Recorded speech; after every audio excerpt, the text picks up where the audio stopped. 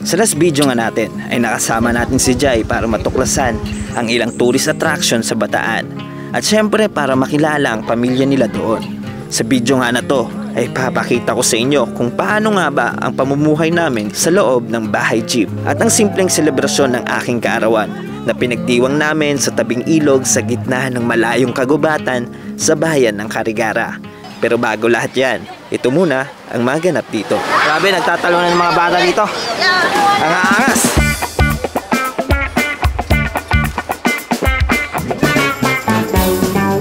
Sa maliblib na bayan ng Carigara ay nandito kami ngayon sa Barangay Kamansi para ipagdiwang ang aking kaarawan. Sa paglalakbay nga namin, kahit saan lang kami napapadpad at sa gitna nga ng kagubatan sa malayong lugar ay dito namin naisipang pumunta.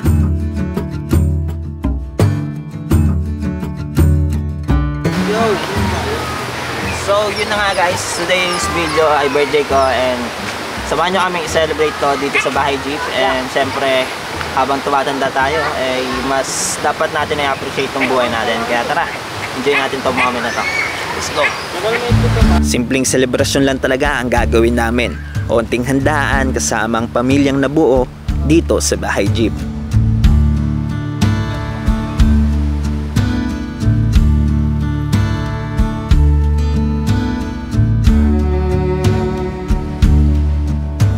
Guys, so nandito kami ngayon sa Riverside.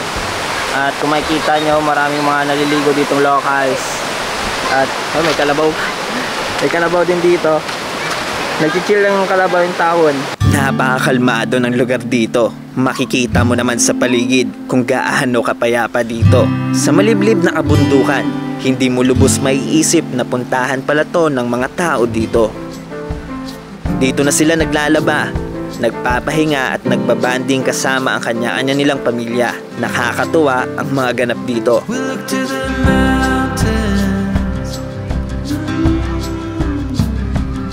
We don't care if it's only a dream. Nothing is really what it seems anyway.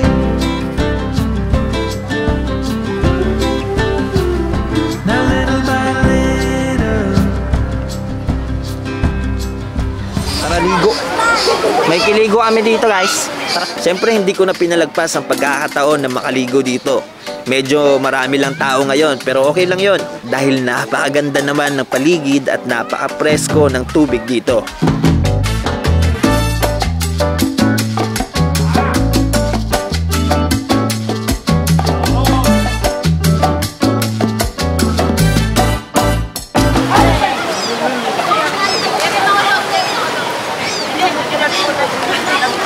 Grabe, nagtatalunan ng mga bata dito. Ang aangas!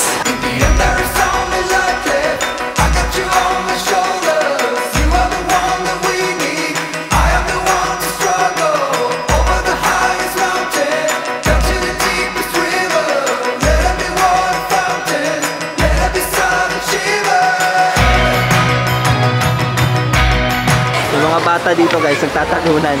Oh? Ibu!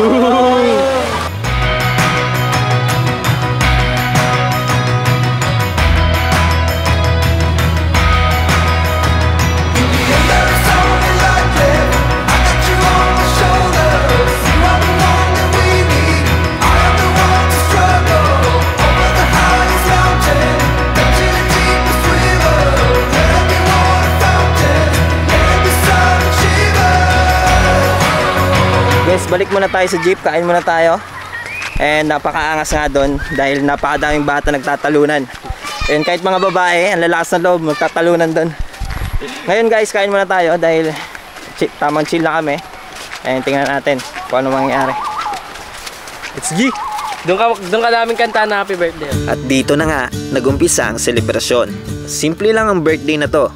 Onting kainan, kasama ang naging pamilya ko na rin sa paglalakbay namin sa Pilipinas. Cake! Diba kaya Cake! may tuyo yung cake? May tuyo! Alam mo kung bakit may tuyo yan? 1, 2, 3, go! Happy birthday to you! Happy birthday to you! Happy birthday! Happy birthday! Happy birthday!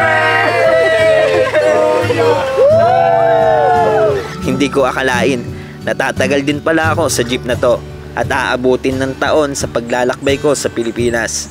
Hindi talaga ako nagse-celebrate ng birthday kasi ganun naman siguro pag tumatanda ka na. Parang ayaw mo na ipagdiwang ang iyong karawan. May mga rason ako na hindi ko masabi sa inyo, pero sigurado naman akong naiintindihan nyo rin.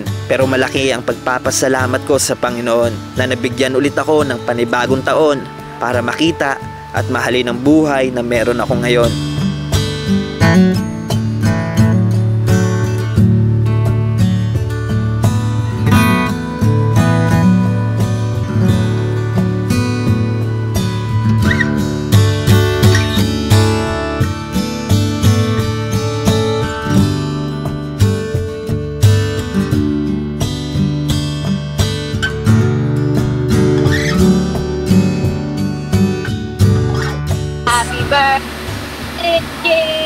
Happy birthday to you. Happy birthday, happy birthday. Happy birthday to you. Oh. Thank you. Love you. Ba't guys? Ha? Teo. Oh. Hoy, wag mo ikat yan ha. Dapat kasama yun. Siyempre, ito ang pinaka-the best na regalo na binigay sa akin ng Panginoon. Ang makilala si Jai at maramdaman ang pagmamahal na katulad nito. At pagkabukas nga, ay dito na kami napadpad.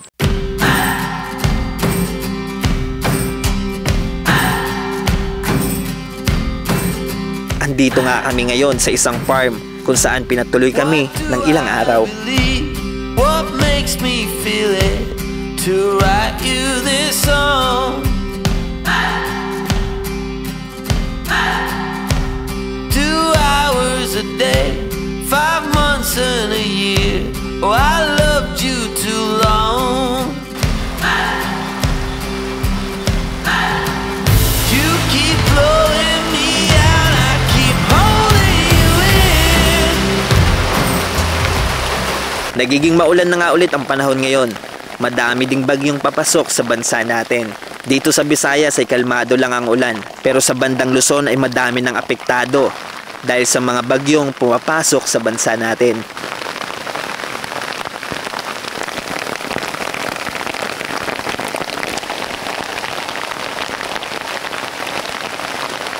Ang tagal ko na rin pala na hindi naliligo sa ulan, and sa mga nakakilala sa akin, mahilig talaga ako sa ulan, and ngayon nga umuulan, kaya enjoy natin itong moment nito, and tara! Woohoo!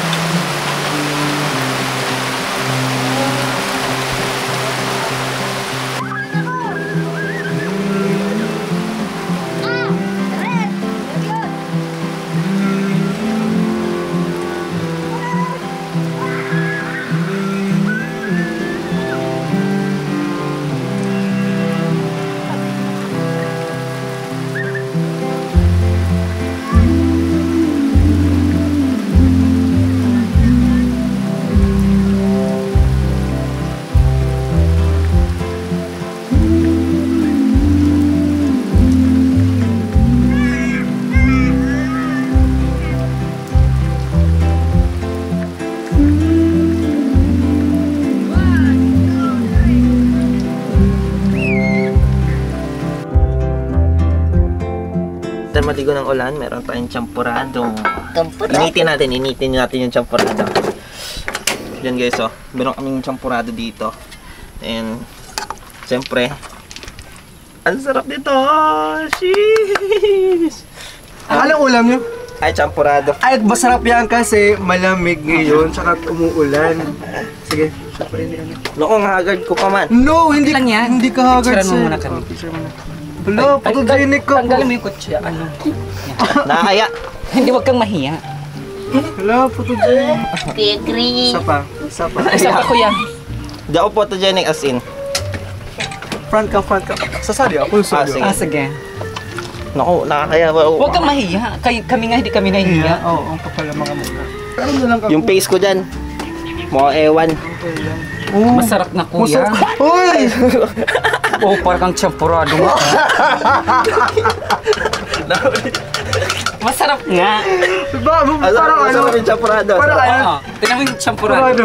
grabe. With milk, mas marami Sarap pag may nga milk. kuya, para kang champurado, di ba? Kuya, sa Thank you po. salamat Thank you. po. Salamat sa Ano pag-picture. yan? Pakman? Thank you. Oh, the 30. Taga Cebu po kayo, di ba? Taga Cebu?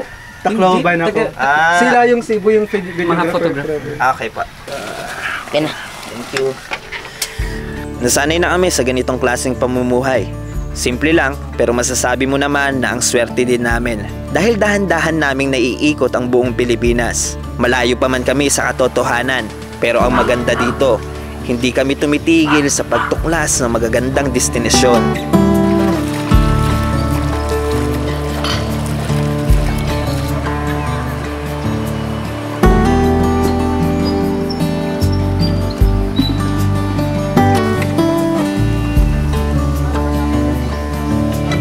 Dito kami sa tabing ilog, guys. Bawal din sir sa... Tara, kain tayo.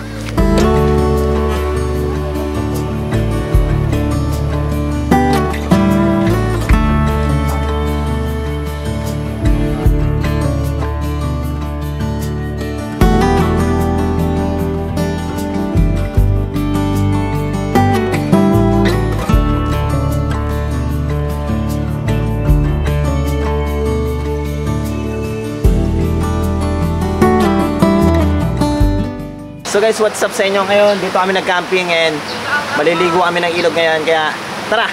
Yeah, let's go! Cheers! Tumagal din kami ng ilang araw dito sa ilalim ng tulay. Ito na rin ang naging liguanan ng ibang locals dito. Dito na din kami naliligo at tumatambay pag wala kaming ginagawa. Dahil libre nga lang maligo dito. Ito na ang naging libangan namin. Ang maligo sa ilalim ng tulay kada hapon.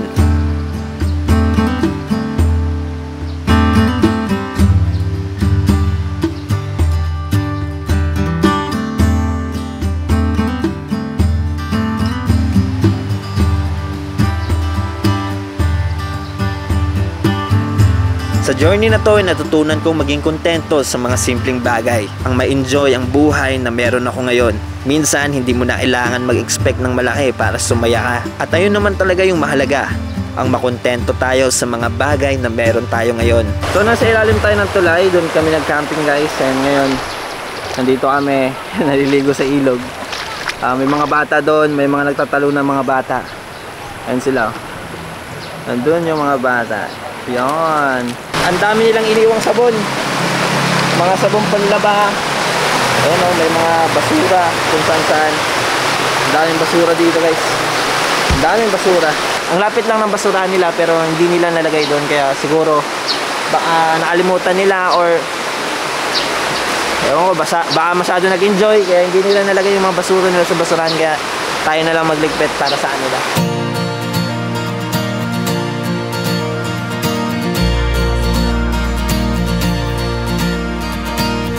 I'm never giving up on you.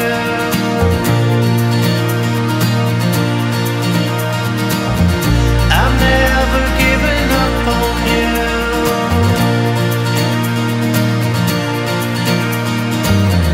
This time I know we're really through.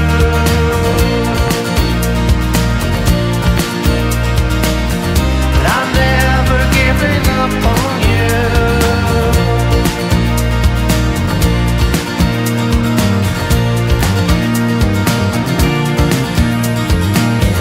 I'm never giving up on you.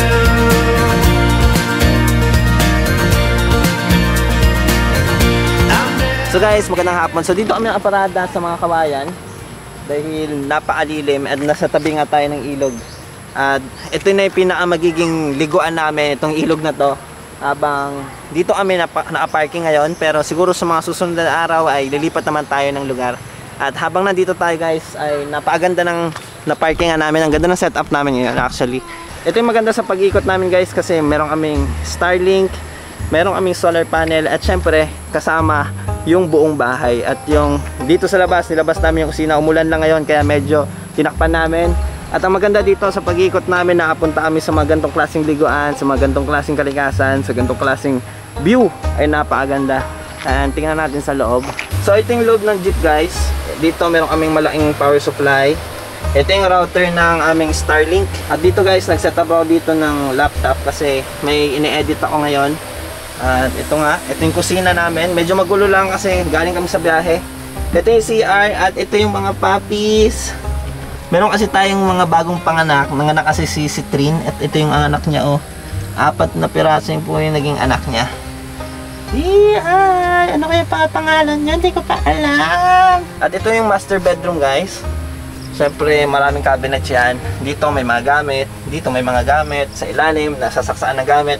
At nalalagay din yung motor dyan. And mag-iisang taon na nga nandito ako sa bahay jeep. At sa journey ko nga sa isang taon na yan, masasabi ko na napakasaya na mga nangyari sa akin sa jeep na to. And itong bahay na to ang nagsilbing tirahan namin sa loob ng isang taon. Kaya abangan nyo po kami sa paglilibot natin at marami pa tayong pupuntahan. Pero for the meantime, dito tayo and marami pa tayong tutuklasin around this area. Kaya kita-kits na lang guys. So guys, ito yung setup namin ngayong gabi and kakain muna kami. And bukas tingnan natin kung saan kami pupunta. Kaya let's go! Over by you. Pares. Baka. Wow! May isang di makakakain guys. Wow! Pares!